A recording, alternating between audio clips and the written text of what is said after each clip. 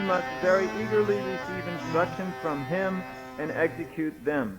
This is reciprocal service. A bona fide spiritual master or saintly person always desires to elevate a common man who comes to him. Because everyone is under the delusion of Maya and is forgetful of his prime duty, Krishna consciousness, a saintly person always desires that everyone become a saintly person.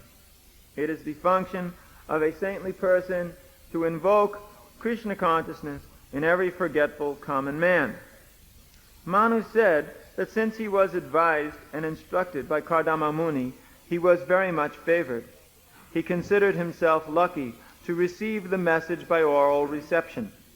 It is especially mentioned here that one should be very inquisitive to hear with open ears from the authorized source of the bona fide spiritual master. How is one to receive? One should receive the transcendental message by oral reception. The word karna ranjai means through the holes of the ears. The favor of the spiritual master is not received through any other part of the body but the ears. This does not mean, however, that the spiritual master gives a particular type of mantra through the ears in exchange for some dollars, and if the man meditates on that, he achieves perfection and becomes God within 6 months. Such reception through the ears is bogus. The real fact is that a bona fide spiritual master knows the nature of a particular man and what sort of duties he can perform in Krishna consciousness, and he instructs him in that way. He instructs him through the ear, not privately, but publicly. You are fit for such and such work in Krishna consciousness. You act in this way. One person is advised to act in Krishna consciousness by working in the deity's room. Another is advised to act in Krishna consciousness by performing editorial work. Another is advised to do preaching work. And another is advised to carry out Krishna consciousness in the cooking department. There are different departments of activity in Krishna consciousness, and a spiritual master, knowing the particular ability of a particular man, trains him in such a way that by his tendency to act, he becomes perfect. Bhagavad Gita makes it clear that one can attain the highest perfection of spiritual life simply by offering service according to his ability, just as Arjuna served Krishna by his ability in the military art. Arjuna offered his service fully as a military man, and he became perfect. Similarly, an artist can attain perfection simply by performing artistic work under the direction of the spiritual master. If one is a literary man, he can write articles and poetry for the service of the Lord under the direction of the spiritual master. One has to receive the message of the spiritual master regarding how to act in one's capacity, for the spiritual master is expert in giving such instructions. This combination, the instruction of the spiritual master and the faithful execution of the instruction by the disciple, makes the entire process perfect. Srila Vishwanath Chakravarti Thakur describes in his explanation of the verse in Bhagavad Gita, Vyavasayatmika Buddhi, that one who wants to be certain to achieve spiritual success must take the instruction from the spiritual master as to what his particular function is. He should faithfully try to execute that particular instruction and should consider that his life and soul. The faithful execution of the instruction which he receives from the spiritual master is the only duty of a disciple, and that will bring him perfection. One should be very careful to receive the message from the spiritual master through the ears and execute it faithfully. That will make one's life successful. Dishtya tvayanuchishtoham kritaschanu mahan apavritai karna ranjaya jushta dishyo shatir gira. I have fortunately been instructed by you, and thus great favor has been bestowed upon me. I thank God that I have listened with open ears to your pure words. There are many important points in this verse spoken by Swayambhuva Manu to Kardama Muni. And Prabhupada discusses all of them, one after another, in a very nice way, as he usually discusses everything.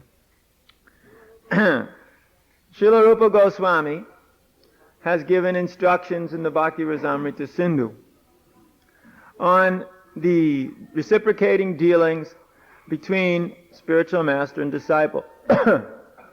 And they begin with that one must approach a spiritual master. That one must come to the point of finding a spiritual master. This may be more or less difficult depending on the person, depending on his degree of surrender, depending on his location. Some persons may be in a place where it's very difficult to find anybody who's spiritual at all. Or some persons, they may be a little proud and they may not be able to accept the spiritual master, so they will also have trouble to find one who somehow does not disturb their false ego. Or there may be other kinds of difficulties. One may, if he's lucky, simply approach a bona fide spiritual master and surrender unto him. That is stated in the Shastras. Kona Bhagyawana Jeev. One who's lucky. Guru Krishna Prasade Paya receives the mercy of spiritual master and Krishna. One can receive that mercy through receiving one of Prabhupada's books, reading one of Prabhupada's books, understanding the spiritual assets which are available there. This will immediately make one lucky, fortunate. For you understand one who's a spiritual master through the ears, not through the eyes. It is very difficult to understand a advanced Vaishnava through the eyes, because they may not work on the same level that others work on. They may do things in a different way, but one may actually understand through the ears. One has to hear. First of all, one has to come to the point of hearing. Shravanam. Everything begins with hearing. And similarly, the relationship between the spiritual master and disciple begins by hearing, where one hears the instructions and understands that these instructions are transcendental and actually are meant to bring one to the platform of Krishna consciousness. So therefore, the first thing one has to do is surrender to hearing. Even before one surrenders to the personality, one has to surrender to the hearing process, the very first thing of all. And during that time of hearing, one may be given very good instruction. For instance, and this example is famous and very, very valuable, when Srila Prabhupada, there is a place in Calcutta where Srila Bhaktisiddhanta Saraswati Prabhupada had his first headquarters. And at that place, Srila Prabhupada met his spiritual master for the first time on the roof of that building. Now, he didn't even want to go. He thought, there are so many sadhus, there are so many gurus, and I've seen them all, because his father was very pious and had all of these saintly, so-called saintly persons coming to his house. Some were better than others. Some were Vaishnavas. Then they were appreciated very much. And he was giving them prasadam, because that is the duty of the householder. The householder should give freely of himself, charity, as we talked about last night, charity to those persons who are engaged in propagating Krishna consciousness, or are saintly persons, or something like this. Giving charity to those who are not Vaishnavas is something like learning how to be renounced, and giving charity to Vaishnavas is something like helping the preaching of the Krishna consciousness movement, a higher platform.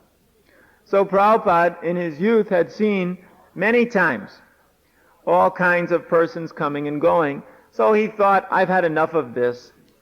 There's nobody who really very interesting that I've seen. But when he came to see his spiritual master, he did not know that he was his spiritual master, but rather he was just listening. But at that time, in the very beginning, even though he was just simply listening, and there wasn't any idea in his mind that he was going to surrender, he got instruction from Srila Bhaktisiddhanta Saraswati Prabhupada. You spread Krishna consciousness in the English-speaking world. Immediately, upon first seeing him, he said like that. This was nothing ordinary. And Prabhupada himself understood that as well. In fact, we understand it very clearly. It was one liberated soul activating another liberated soul to take up the mission of Chaitanya Mahaprabhu. At that time, Srila Bhaktisiddhanta Saraswati Prabhupada knew perfectly well this person was going to spread Krishna consciousness throughout the world. He'd even said so to the other disciples at that time. He'd even said it. He said to them,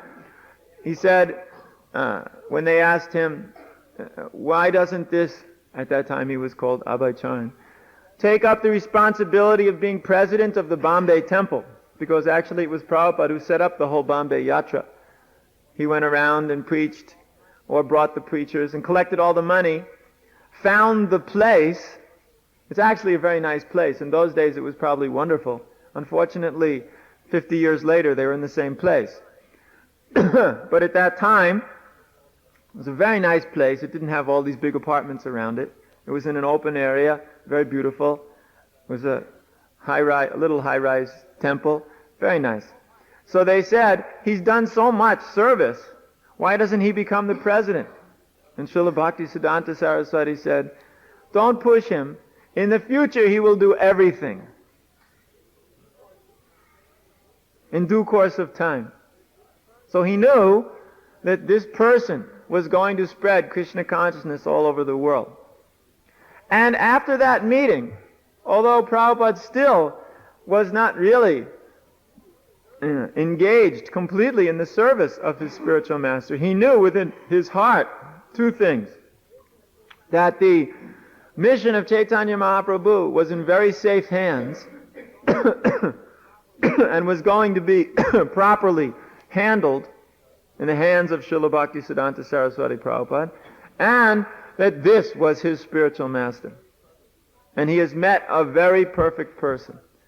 In fact, this was the cause of his meditation for the next 5 years, until again he met devotees again in Allahabad, when one of the disciples of Srila Bhaktisiddhanta Saraswati Prabhupada, the older Tirtha Maharaj, he came to him.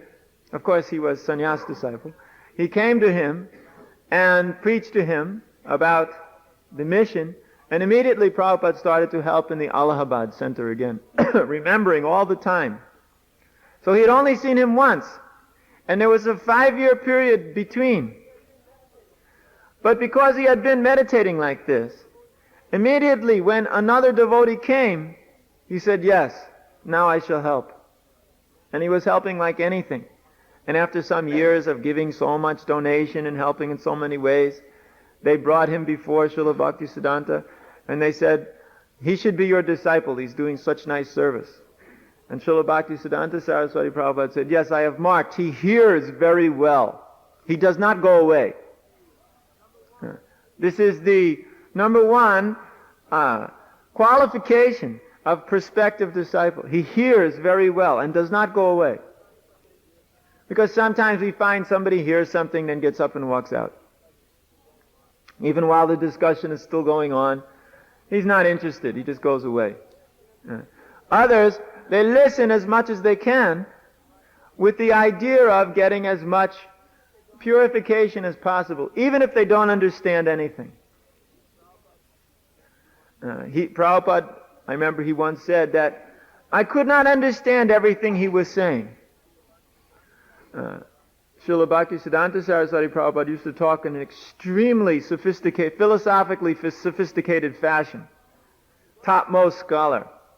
And it was not possible to understand always everything he said. Not if you were, you were not an extremely learned scholar, because it was very difficult. This was very, very high-level discussion. In fact, his commentaries on the Chaitanya Bhagavat, for instance, although written in Bengali, are practically pure Sanskrit. The higher the Bengali gets, the more it turns into Sanskrit. You have a high-level language and low-level language. In every language you have that. There's a way to talk it amongst friends or amongst workers, and there's a way to talk it in the universities to the students, and there's a way to talk it amongst the professors, and there's even higher levels than that.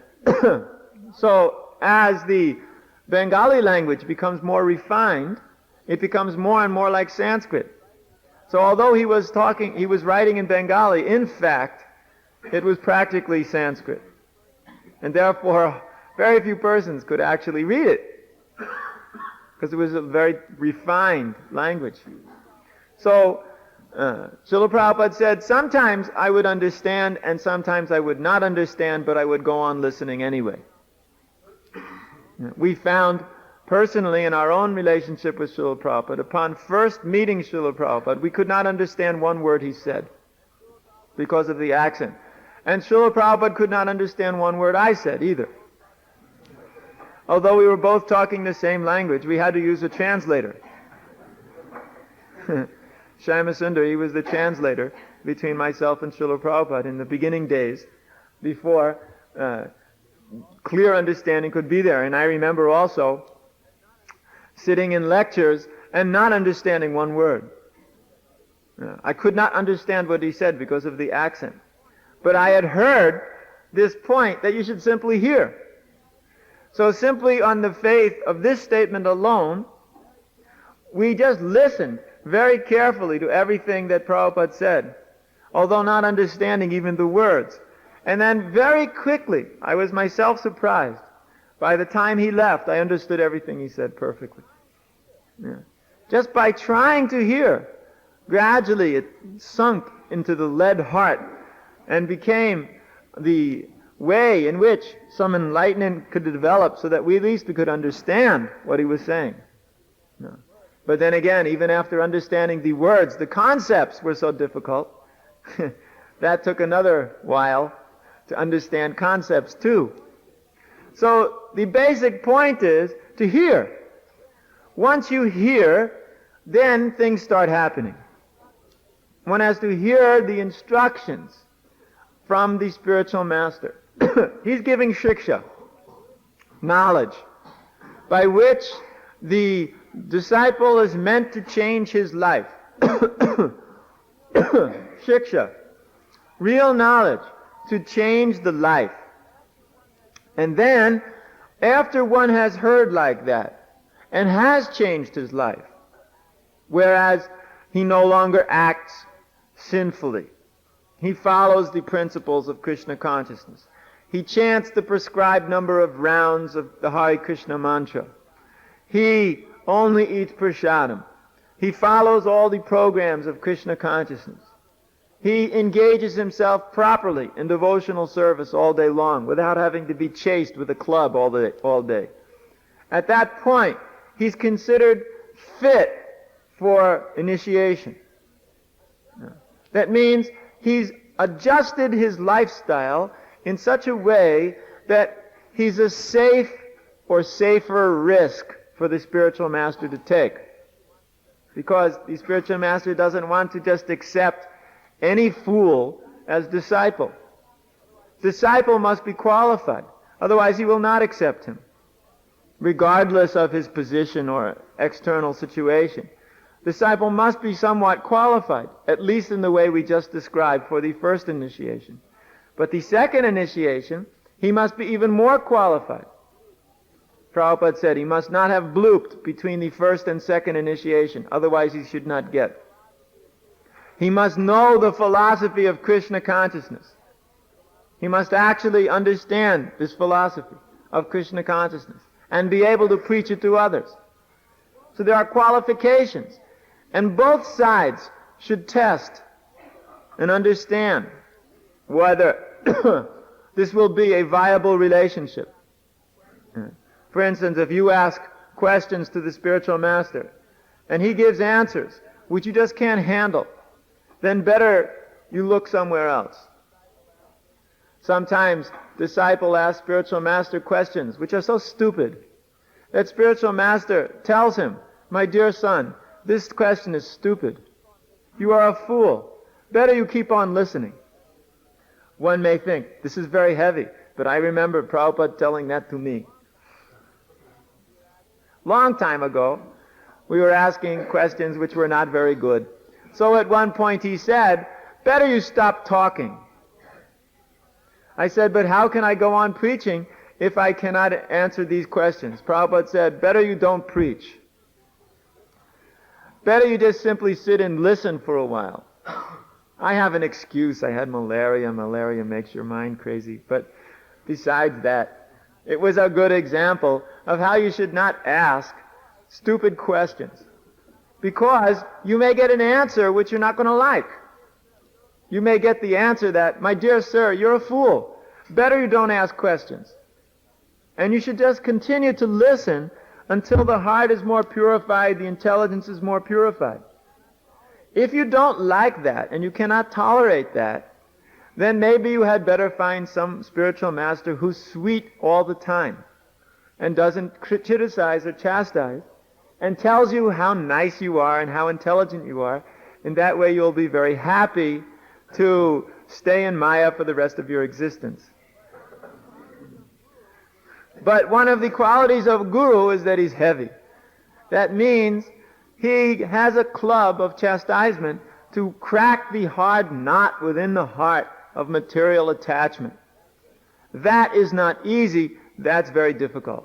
And to this end, sometimes the bona fide representative of Lord Chaitanya acts hard like a thunderbolt and sometimes soft like a rose. These two qualities are there. When it is necessary, the thunderbolt may manifest. When it is not necessary, or when it is necessary in another way, the rose may manifest. But in either case, the spiritual master's purpose is to just make you Krishna conscious. If you need the club on the head, he supplies. If you need the rose under the nose, he supplies. And the spiritual master gives you engagement. This is one of the most important functions of the spiritual master. Sometimes some persons say that spiritual master should not engage disciples. He should simply sit under a tree somewhere, chant Hare Krishna, and write a poem or two, and everybody else should engage the disciples under managerial principles. But as Prabhupada says in this purport very clearly, the real fact is that a bona fide spiritual master knows the nature of a particular man and what sort of duties he can perform in Krishna consciousness, and he instructs him in that way. He instructs him through the ear, not privately but publicly. You are, quote, "You are fit for such and such work in Krishna consciousness. You can act in this way." One person is advised to act in Krishna consciousness by working in the deity's room. Another is advised to act in Krishna consciousness by performing editorial work. Another is advised to do preaching work, and another is advised to carry out Krishna consciousness in the cooking department. There are different departments of activity in Krishna consciousness, and a spiritual master, knowing the particular ability of a particular man, trains him in such a way that by his tendency to act, he becomes perfect. In other words, in a properly organized society, there are many persons who require engagement. And the spiritual master's job is to engage them perfectly. And if there are enough persons, then automatically there will be enough persons in each and every engagement. And because he's being trained to act perfectly in his engagement, the society is optimized, maximally optimized. And once one is trained in his engagement, management may go on to make sure he's engaged cohesively with all others. But actually, in fact, it is the spiritual master's duty to situate the disciple in his life's path according to his abilities, as it is very clearly stated here. Work is a means by which you can become purified. And when one works in Krishna consciousness, under the direction of the bona fide spiritual master, under the regulative principles of Bhakti Yoga, he will gradually become purified and become perfect in his work. Sve sve kamanya birata samsiddhim labate nara. That's what Prabhupada is saying here in this purport. Bhagavad Gita makes it clear, that's this verse, that one can attain the highest perfection of spiritual life simply by offering service according to his ability, just as Arjuna served Krishna by his ability in the military art. Krishna said this to Arjuna too. Mayaivan hitam purvameva nimittamacham bhava savyasachin.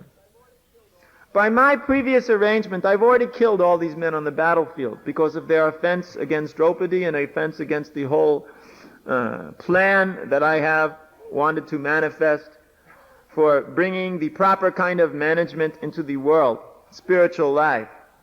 Now, I've already killed all these men. Nimitta macham, you become the instrument in this battle. Why? Bhava savyasachin. Savyasachin means because you're already expert at shooting with the arrows. Arjuna had spent his whole youth, his whole training period under Dronacharya, learning how to become the expert warrior. Therefore, Arjuna had a certain purpose in his life due to his abilities. And according to those abilities, that purpose had to manifest, and Krishna chose him to manifest it in this way according to those abilities. Now, of course, in Arjuna's case, he was the incarnation of Nara, of the Nara-Narayan Rishi. Arjuna was Nara, the portion of the Supreme manifesting as man. Therefore, on that battlefield of Kurukshetra, Nara and Narayan were actually engaged in the fight and destroying all the men in that battlefield by their potency and prowess. So, although Arjuna was that sort of a perfected living entity, in other words, already empowered incarnation of the Lord, still, Krishna was showing the purpose through Arjuna. He was showing the purport of the Gita through Arjuna. And the purport of the Gita is clear. You perform service for Krishna. And how? Obviously, according to your best abilities. We have only a limited amount of skill, ability, strength, energy, knowledge. So we should offer that which is best to Krishna. So therefore, we offer our best ability to Krishna. Therefore, you will find sometimes we engage in chastising some of you because you're not engaged according to that which is best for you. We engage everybody, hopefully, according to that which will be best for them to expand their own personal Krishna consciousness and the Krishna consciousness of the Krishna consciousness movement, and to expand that throughout the world.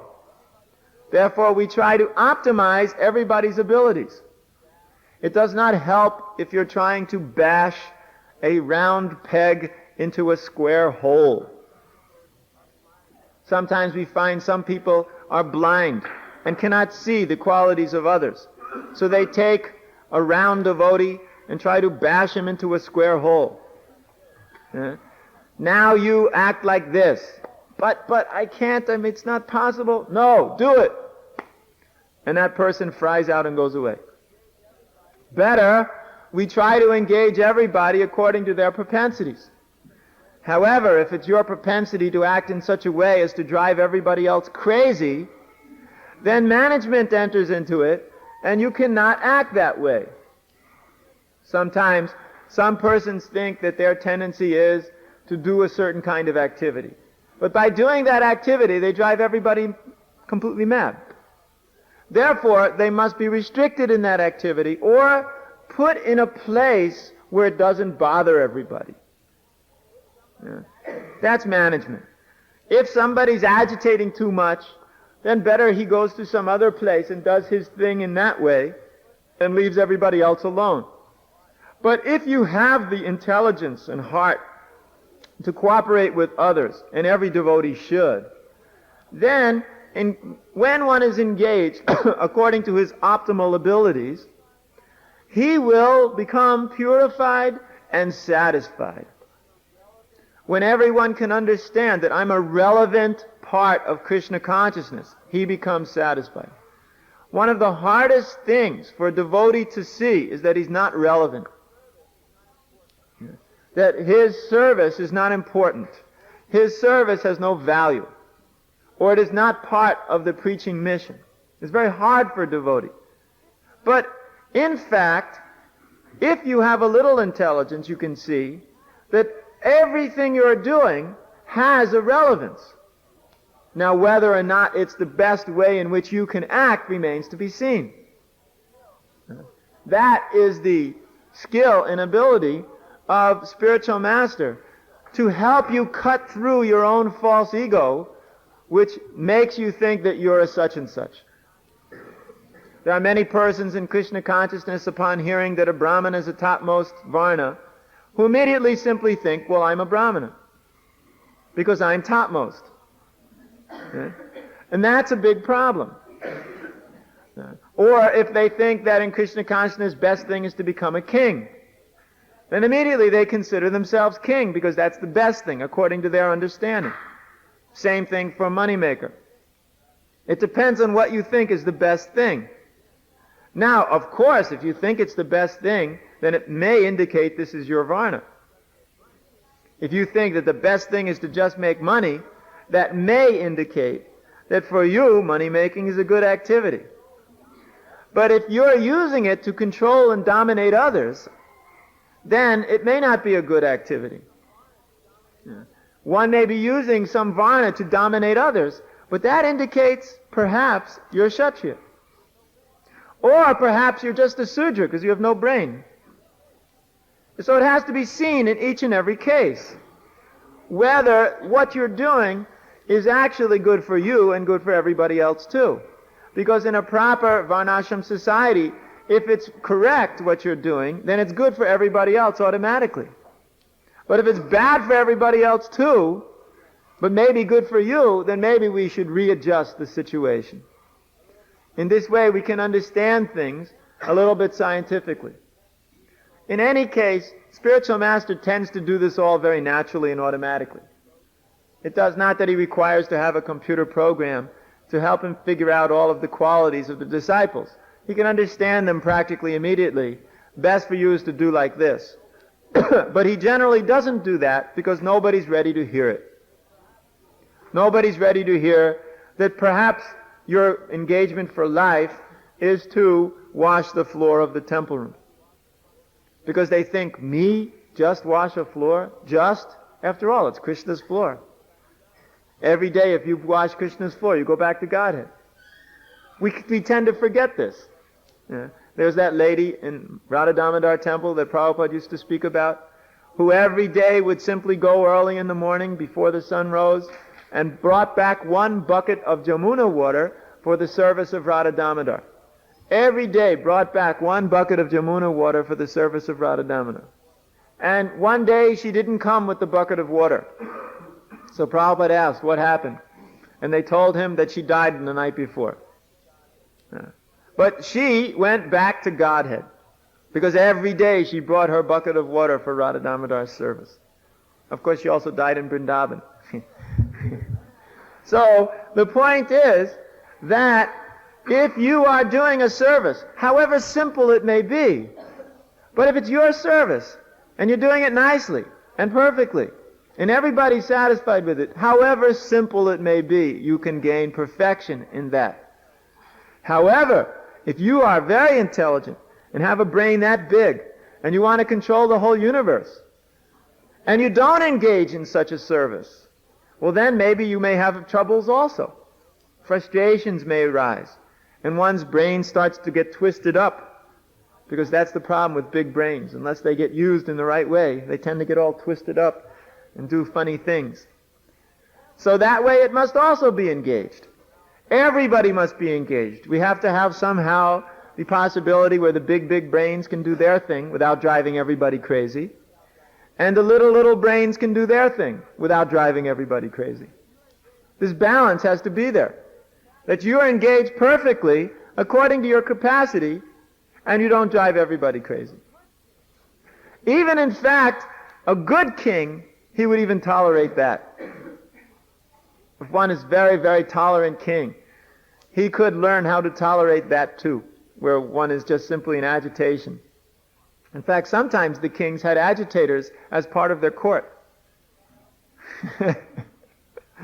That helped make the proper balance. When there was, but Gopal Bhatta is different. He was an expert agitator. He had very good intelligence.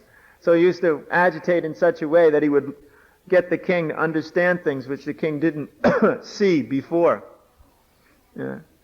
Just for instance, I give one example, famous example, Gopal Bhatta. He was, one day the king was riding to his palace, and he saw on the side of the road one Brahmana wearing shalagram shila around his neck, climbing off the road and passing stool. So the king was very agitated. He was thinking, what kind of a Brahmana is this to deal with the shalagram shila like that? He's carrying shalagram shila, he didn't even take him off. And then he does such a thing, didn't even take a bath after. I mean, this is terrible, this cannot be a Brahmana. He told his guards, you go get that man and bring him here immediately, I'm going to punish him. So they brought that Brahmana to the court of the king, and Gopal Bhatta was there. Gopal Bhatta, in case you don't know, is an extremely famous personality who's very clever, as you will now hear. So the king said, now you're going to be punished like anything for committing this horrible act. And the Brahmana didn't know what to say. He was just sitting there. So then Gopal Bhatta said, my dear king, excuse me. Then the king said, don't bother me now, Gopal. I'm taking care of this very important point. And Gopal said, but I think this is a very important point. All right, what is it? Because Gopal, he used to act like a joker, but in fact he was very intelligent. He said, my king, do you ever ride a horse? And the king said, do I ever ride a horse? Well, of course I do. What does that have to do with this? He said, no, just listen to me. And does the horse sometimes pass stool? And the king said, well, of course. Horses sometimes do that. And Gopal said, do you take a bath? He said, well, no. Well, why not? Well, I'm not contaminated if my horse passed stool. He said, oh. Then the king thought for a second. Said, all right, let him go.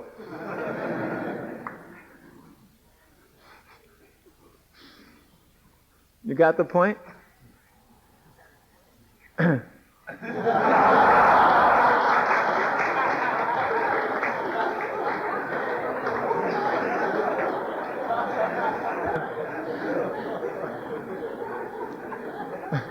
confess, I only told the joke just so I could use the sign.